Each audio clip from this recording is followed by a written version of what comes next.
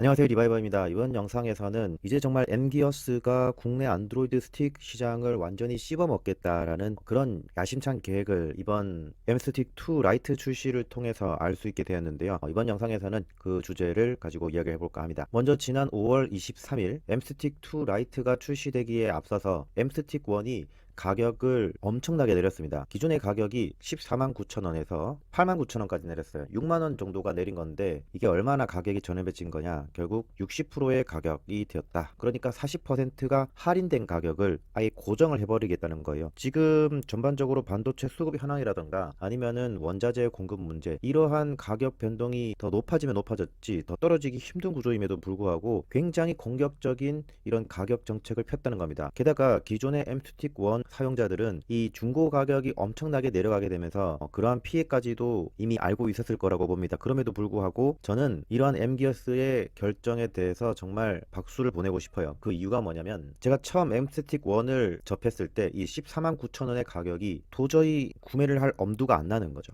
왜냐하면 유선 안드로이드 오토를 통해서도 어느 정도 스마트폰에 있는 어플들을 사용할 수 있거든요. 뭐 물론 M스틱 1에서 활용할 수 있는 모든 어플들 정도까지는 아니겠지만, 하지만 그렇다고 해서 이 14만 9천 원의 가격을 지불할 정도의 가치가 있느냐라고 판단해 봤을 때는 전혀 그렇지 않다고 판단을 했어요. 결국 차량용 안드로이드 스틱 시장 자체가 커지기 위해서는 결국 뭐다? 가격에 대한 장애물을 굉장히 걷어내야 된다. 그러니까 가격을 엄청 낮춰야 된다는 거예요. 가격에 대한 장벽이 너무 높아져 버리게 되면 이건 정말 살 가치가 있을까라는 점에서 애초에 생각조차 하지 않게 된다는 거거든요. 그런데 10만 원 이하의 가격은 사실 어느 정도 고민을 하게 만듭니다. 하지만 15만 원 정도가 되어버리면 고민을 보통 하진 않죠. 아, 이건 너무 비싸다라고 먼저 생각이 들 수밖에 없기 때문입니다. 이 정도 기능밖에 하지 않는데 15만 원 정도의 가격을 지불할 가치가 있을까라는 생각이 먼저 들게 되는 것이죠. 하지만 이 8만 9천 원이란 가격 자체가 굉장히 공격적인 행보다라고 보여집니다. 그와 동시에 M스틱 2 라이트가 6월 7일에 출시될 예정인데요. 물론 기존의 M스틱 2의 가격은 그대로 고수를 하고 있습니다. 스틱 2는 게다가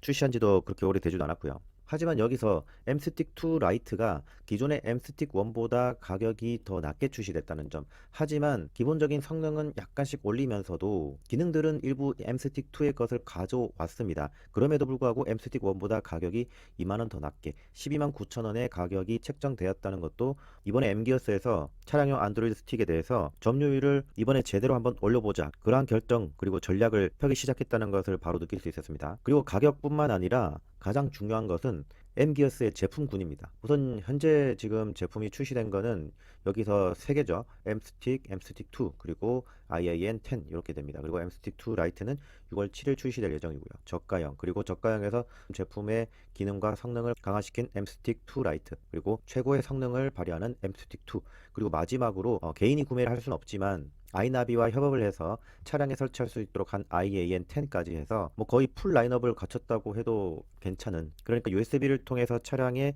엔터테인먼트 시스템에 접속할 수 있게 하는 그런 디바이스로서는 거의 풀 라인업을 갖고 있는 것이 아닌가 생각이 되거든요. M스틱 2 라이트, M스틱 2 세 개만 하더라도 모든 라인업을 가졌다고 봐도 무방한데 아이나비와 협업한 제품까지 나오고 있으니까 뭐 거의 이 시장 자체를 제대로 한번 잡아보겠다, 이런 생각이 돋보입니다. 그에 비해서 경쟁하는 안드로이드 스틱들은 오토 UX가 25만 6천 원, 유로이드 프로가 25만 5천 원, 그리고 카린키 프로가 24만 5천 원으로 거의 비슷한 가격대를 형성하고 있습니다. 물론 이 제품들이 M기어스 제품들에 비해서 경쟁력이 떨어지는 건 절대 아니에요. 이 제품들은 이 나름대로의 특징과 경쟁력을 갖추고 있습니다. 카린킷 프로 같은 경우에는 유심이라던가 외장 메모리를 지원한다는 점, 그리고 GPS가 내장되어 있다는 점도 이 제품의 장점이죠. 하지만 지금 경쟁사들은 무선 안드로이드 오토 동글이 보통 10만 원에서 15만 원 정도 하는 것에 비하면 확실히 더 저렴하게 가격이 포진되어 있다는 거예요. 그 외에도 파인드라이브의 AI 시리즈도 있지만 지금 AI 시리즈 같은 경우에는 사후 지원이 제대로 안 되고 있는 측면도 있고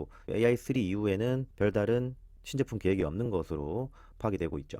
게다가 M기어스 같은 경우에는 이번에 파트너사를 고른 것에 있어서도 경쟁사였던 파인드라이브를 좀 의식한 것도 보여지는 게, 이번에 제휴를 맺은 파트너가 아이나비입니다. 아이나비에서 공식적으로 IAN10 안드로이드 오토 셋톱 박스를 판매를 하고 있는데요. 2020년 2월 블랙박스 시장 점유율을 보시면 AI를 판매했던 파인 디지털이 41%, 그리고 아이나비 블랙박스를 판매를 하고 있는 팅크웨어가 32.57%로 그렇게 큰 격차를 보이지는 않고 있어요. 그러니까 시장에서 3분의 1은 파인 디지털이, 그리고 3분의 1은 아이나비가 갖고 있는 거죠. 그리고 M기어스는 이 아이나비와 손을 잡게 된 것이고요.